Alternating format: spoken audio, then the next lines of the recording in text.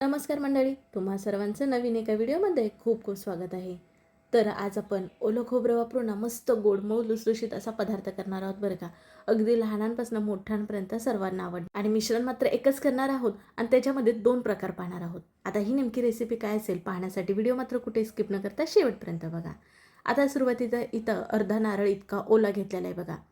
आता तुम्ही ह्याच्या बारीक बारीक चकत्या करून मिक्सरला वाटून घेऊ शकता, पण इथं हे मी खोबरं ना विळीवरती असं खवून घेणार आहे बघा. इथे व्हिडिओमध्ये दाखवल्याप्रमाणे खवून घेतल्यामुळे छान पाठीमागचा चॉकलेटी भाग येत नाही, एकसारखं खोबरं असं आपलं बारीक होतं बघा. इथं अर्धा नारळ मी खवून घेतलेला आहे. तर ह्या खोबऱ्याचं सुद्धा एकूण प्रमाण किती घ्यायचं ना तुम्हाला मी पुढे सांगणारच आहे. आता इथं खोबरं आपलं हे खवून झाले. आता हे जरा बाजूला ठेवूया. आता गोडासाठी इथं घेतलेला आहे गुळ. तर पाऊण वाटी इतका काळा गुळ घेतलाय बघा, चिरून घेतलाय, जो की मऊ आहे. आणि गुळ ना असा काळाच घ्यायचा बघा, जो की केमिकल विरहित असतो, शिवाय गोडीला सुद्धा जास्त असतो. आता घेतलेला गुळ इथं एका स्टीलच्या पातेल्यामध्ये काढून घेतलाय आणि अर्धी वाटी इतकं ह्याच्यामध्ये पाणी घातलेलं आहे. आता काय करायचं आहे, गॅसवरती पातेलं ठेवायचं आहे. ह्याचा पाक वगैरे आपल्याला करायचं नाही, फक्त हा जो गुळ आहे ह्या पाण्यामध्ये ना आपल्याला वितळून घ्यायचा आहे. आता गुळाच्या ऐवजी साखर वापरू शकता, पण ती कशी साखर वापरायची पुढे तुम्हाला सांगते बरं का. अगदी तुम्ही गरम पाण्यामध्ये गूळ टाकून जर सतत हलवत राहिला तरीसुद्धा लगेच गूळ तुमचा विरघळला जाणार आहे. गूळ इथं बारीक चिरल्यामुळे लगेच विरघळलेला आहे. आता लगेच इथं गॅस बंद केला आहे आणि का नाही खाली काढून घेतलं आहे. आता हे गुळाचं आपण जे पाणी केलं, आता आम्ही तर ह्याला गुळवणी म्हणतो बघा. तर हे गाळणीने ना गाळून घ्यायचं आहे, कारण बरेच वेळा गुळामध्ये ना कचरा असतो का नाही, म्हणून असं गाळून घेतलं आहे बघा. आता जरा हे थंड होण्यासाठी पण आपण बाजूला ठेवूयात. इथं घेतलेलं आहे मिक्सरचं भांडं. तर इथं बघा बारीक रवा तो माझ्याकडे आहे इथं अर्धी वाटी इतकाच होता, म्हणून अर्धी वाटी इतकाच घेतला आहे बघा. पण मला एकूण 1 वाटी इतका रवा वापरायचा आहे, तर त्याच्यासाठी मी ना इथं मोठा रवा होता बघा, तर तो अर्धी वाटी घेतला आहे. एकूण 1 वाटी इतका रवा घेतला आहे. तुमच्याकडे जो कुठला रवा असेल तो वापरू शकता. जसं की मोठा रवा असेल तो घेतला तरी चालेल, बारीक रवा असेल तो घेतला तरी चालेल. 1 वाटी इतका रवा घेतला आहे बघा आणि संपूर्ण रवा मिक्सर जारमध्ये काढून घेतला आहे आणि मिक्सरला फिरवून घेणार आहोत. रवा जरी बारीक असला तरीसुद्धा मिक्सरला एकदम फिरवूनच घ्यायचं बघा.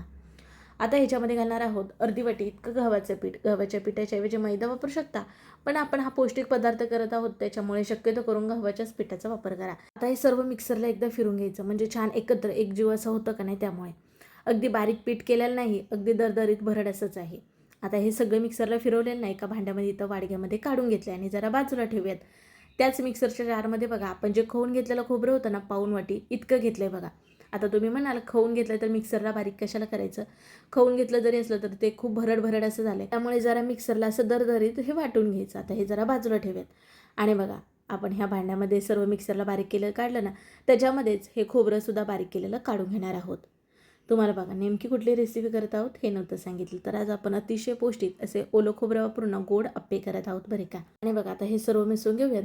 गोड अप्पे करत आहोत त्याच्यामुळे फ्लेवरसाठी ना एक छोटा चमचा इतकं वेलचीची पूड घातले, चवीसाठी मीठ साधारण पाव चमच इतकं घातलेलं आहे. आणि आता हे सर्व ना कोरडे जिनस एकदा मिसळून घेऊयात. आता बघा आपण जी गुळवणी करून ठेवली तेच, म्हणजेच की गुळ पाण्यामध्ये वितळून जो बाजूला ठेवलं होतं ते हलकं थंडसुद्धा झालं आहे बघा. आता ह्याच्यामध्ये हे आपल्याला पीठ कालवून घ्यायचं आहे. तुम्हाला म्हटले होते बघा, जर तुम्हाला साखर वापरायची असेल तर पुढं सांगते. तर इथं बघा मिक्सरला तुम्ही ज्यावेळेस आपण रवा आणि गव्हाचं पीठ घालून बारीक केलं त्यावेळेस अर्धी वाटी इतकी साखर घालून बारीक करून घेऊ शकता आणि मग दुधामध्ये हे मिश्रण तुम्ही कालवून घेऊ शकता. जे साखरेपासून तुमचे गोड अप्पे होणार. पण साखर बरेच जण खाणं ना टाळतात, त्याच्यामुळे इथं मी आज गुळाचा वापर केला आहे. खास करून हा पदार्थ आपण मुलांसाठी करत आहोत. बरेच जण साखरसुद्धा खात नाहीत, त्याच्यामुळे आज आपण गव्हाच्या पिठाचा वापर केला. बघा जेवढी आपण गुळवणी घेतली होती का नाही तेवढी संपूर्ण घालून इथं छान प्रकारे हे मळून झाले बघा, म्हणजेच की कालवून झाले. पण हे खूप घट्ट आहे, आपल्याला थोडं पातळ करायचं आहे. जरा हे सरसरीत हवं, कारण आपण आप्पे करत आहोत ते सोडता तरी यावे ह्याच्यासाठी. तर अर्धी वाटी इतकं पाणी घेतलंय, एकदम सगळं घालायचं नाही, थोडं थोडं करून घालूयात. पाण्याच्या ऐवजी तुम्ही साधा दुधाचा जरी वापर केला तरीसुद्धा चालेल बरं का. आणि पाण्याचं प्रमाण आहे ना ते तुम्हाला सांगायला गेलं तर थोडंसं इकडे तिकडे लागू शकतं, कारण सर्व हे रव्यावरती अवलंबून आहे. कारण रवा कितपत पाणी शोषतो ना ह्याच्यावरती आहे. तरी पण तुम्हाला सांगायला गेलं तर सुरुवातीला आपण गूळ वितळत असताना अर्धी वाटी पाणी घातलं होतं आणि आता अर्धी वाटी पाणी संपूर्ण लागलेलं आहे. साधारण एक 2 ते 3 चमचे आपलं पाणी उरणार आहे, पण ते सुद्धा आपण पुढे वापरणार आहोत. पाण्याचं काय प्रमाण इकडे तिकडे तुम्हाला लागेल तसं वापरायचं. आता थोडं थोडं पाणी अर्धी वाटी करून घातलं, एकदम घातलेलं नाही बघा. आणि असं सैलसर झालेलं तुम्हाला दिसत असेल. आता 2 चमच इतकं पाणी उरलंय ते पुढे वापरणार आहोत. ह्याच्यावरती झाकण ठेवून एक 10 ते 15 मिनटं असंच ठेवायचं आहे आपल्याला. कारण ह्याच्यामध्ये जो रवा वापरला ना तो चांगल्या प्रकारे फुलला जाईल म्हणून. आता इथं बघा मी 15 मिनिटांतर पाहत आहे. मिश्रण तुम्हाला घट्ट झाल्यासारखं दिसत असेल आणि फुलल्यासारखं, म्हणजेच रवा आपला चांगल्या प्रकारे फुललाय समजायचं. आता बघा आपले आप्पे छान मऊ लुसलुशीत किंवा छान टम्म फुगलेले हवेत, त्याच्यामुळे का नाही थोडासा चिमूटभर इतका नाही ह्याच्यामध्ये खाण्याचा सोडा घालत आहे. इनोसुद्धा घालू शकता, अगदी थोडाच घालायचं आहे, पाव चमच इतका. पण इथं मी खाण्याचा सोडा घातला आहे आणि त्याच्यावरती थोडंसं पाणी घालून फटाफट आपल्याला हे मिसळून घ्यायचं आहे. आता हे मिश्रण आपण ज्यावेळेस कालवलं ना त्यावेळेस सगळं ह्याच्यामध्ये घातलेलं आहे, जसं की वेलची पूड, मीठ. त्याच्यामुळे आता काहीच घालायचं नाही. आता आपल्याला आप्पे सोडायचे आहेत. पण तुम्हाला जर आवडत असेल तर तुम्ही ह्याच्यामध्ये ड्रायफ्रूट घालू शकता, जसं की काजू, बदाम हे जे बारीक बारीक तुकडे किंवा खिसून घातलात ना ह्याच्यामध्ये, किंवा ड्रायफ्रूटची पावडर घातलात तरीसुद्धा चालेल. खूप छान हे गोड आप्पे खायला लागतात. पण इथं मी साधेच हे करत आहे. हे साधे आज आपण ओल्या खोबऱ्याचे आप्पे करत आहोत. आता चला आप्पे सोडण्यासाठी इथं आप्पे पात्रामध्ये बघा थोडंसं ना तूप घालून घेत आहे, म्हणजे आप्पे ना आपले मस्त पौष्टिक होतील म्हणून. तुपाच्या ऐवजी ना तुम्ही बटर किंवा तेलाचा सुद्धा वापर करू शकता बघा. आता इथं तूप घातलं का नाही तर आप्पे पात्र असं जरा फिरून घ्यायचं, म्हणजे सगळीकडे तूप लागलं जाईल ना म्हणून. आणि आपण जे आता मिश्रण केलं ना त्याचे फटाफट हे आप्पे सोडून घेणार आहोत. एक चमच इतकं हे मिश्रण सोडायचं बघा, म्हणजे छान प्रकारे आपले हे आप्पे होतात.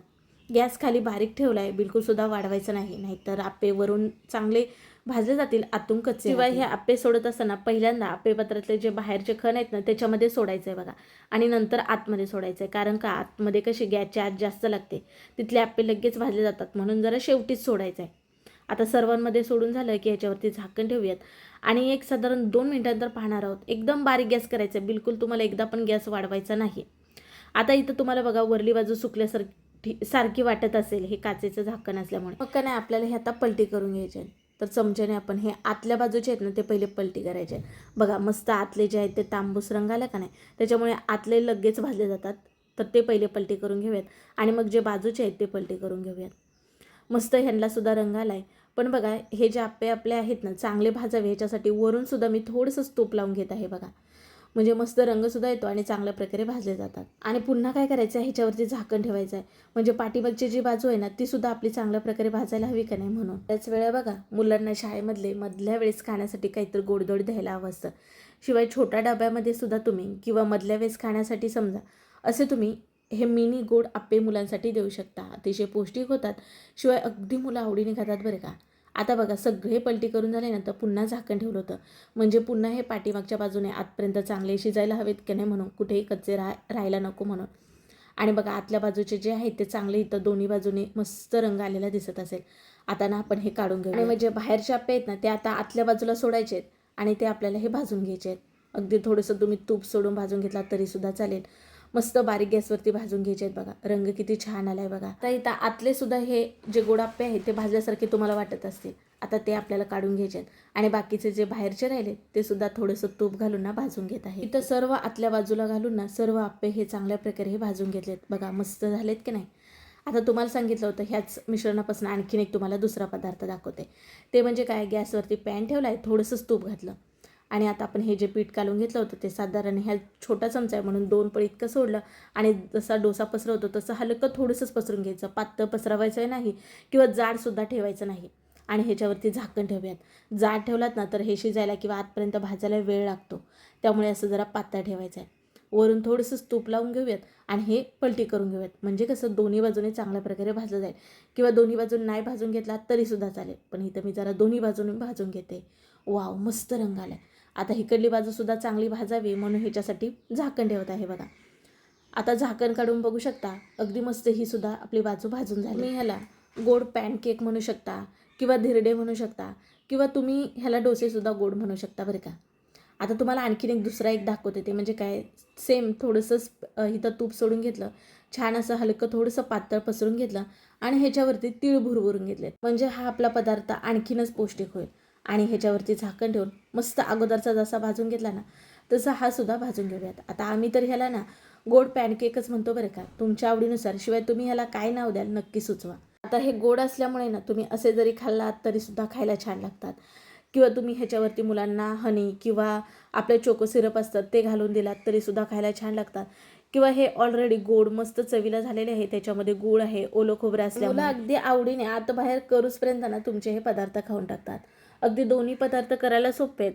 पण जर तुमच्याकडे चुकून आप्पे पात्र नसेल, मग तुम्हाला आता दाखवलेत का नाही, जसं की त्याला मी पॅनकेक म्हटले, तसे तुम्ही तव्यावरती छोटे छोटे पॅनकेक सोडू शकता. चवीला ते सुद्धा खूप छान लागतात.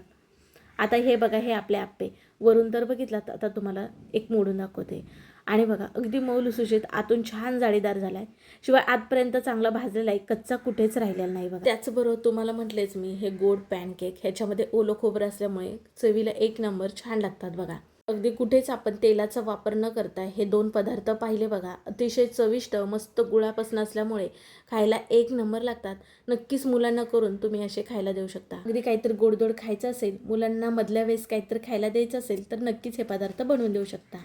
चला मग कसा वाटला व्हिडिओ नक्की सांगा. व्हिडिओ जरा सुद्धा आवडल्यास पटकन एक लाईक ठोका, व्हिडिओ शेअर करा आणि हो, नवनवीन व्हिडिओ पाहण्यासाठी चॅनलला सबस्क्राईब करा. चला पुन्हा भेटू नवीन रेसिपीमध्ये.